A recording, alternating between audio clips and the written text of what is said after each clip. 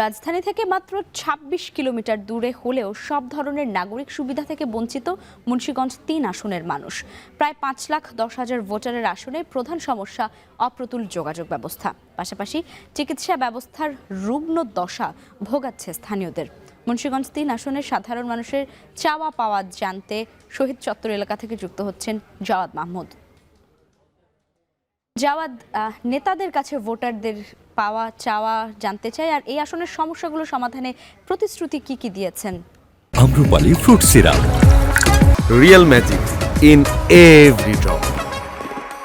লাইবা, ধন্যবাদ আপনাকে। একটু প্রথমেই সংশোধনী দিতে চাই।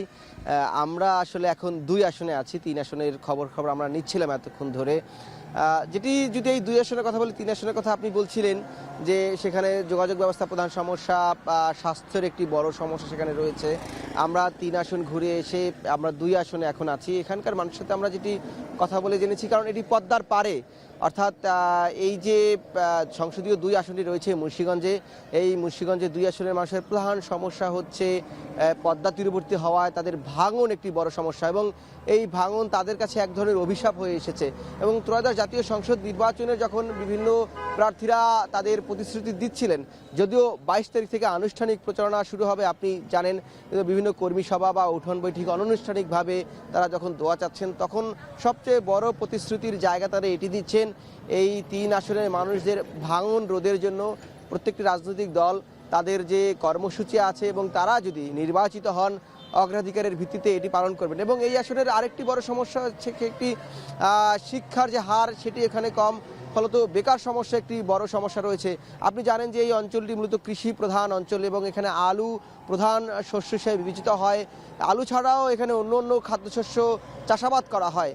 এই কৃষি নির্ভর এলাকার যোগাযোগ ব্যবস্থা খুব বেশি একটি সুবিধাজনক না হওয়ায় এখানকার কৃষকরা তাদের যে শ্রম এবং তাদের এই যে ফলনের যে লাভ সেটি তারা ঘরে তুলতে পারে না। এবং এইখানে একটি বড় দাবি আছে যে সড়কগুলো যাতে এই যোগাযোগ ব্যবস্থা, অর্থাৎ প্রান্তিক পর্যায়ে গ্রামের ভিতর বা ইউনিয়ন পর্যায়ে যেই সড়কগুলো রয়েছে সেই সড়কগুলোতেও যাতে কাজ করা হয় বা এগুলো সংস্কার কাজ করা হয়। এর বাইরে যদিও হিমাগার আছে কয়েকটি, এখানে ভারী শিল্প নেই।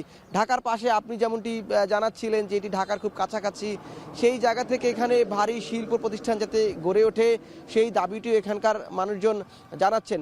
সামগ্রিকভাবে এখানে কিন্তু প্রায় 13,33,000 ভোটার রয়েছে এই আসনটিতে, অর্থাৎ এখানকার মানুষের প্রত্যাশাটাও অনেক আগামী সংসদ নির্বাচনকে ঘিরে রাজনৈতিক নানা বাস্তবতা। এখানে মানুষজন বলছেন যে এই এলাকায় সেভাবে উন্নয়নের যে ছোঁয়া সেটি পৌঁছায়নি, এবং এর আগে যারা রাজনীতিবিদ ছিলেন অথবা যারা এখানের স্থানীয় জনপ্রতিনিধি ছিলেন তারা নানান ধরনের প্রতিশ্রুতি দিলেও সেগুলো বাস্তবায়ন করেননি। এখানকার মানুষের এটি প্রত্যাশা করছেন যে আগামী দিনের সংসদ নির্বাচন যারা নির্বাচিত হয়ে আসবেন তারা তাদের দেয়া সকল প্রতিশ্রুতি বাস্তবায়ন করবে।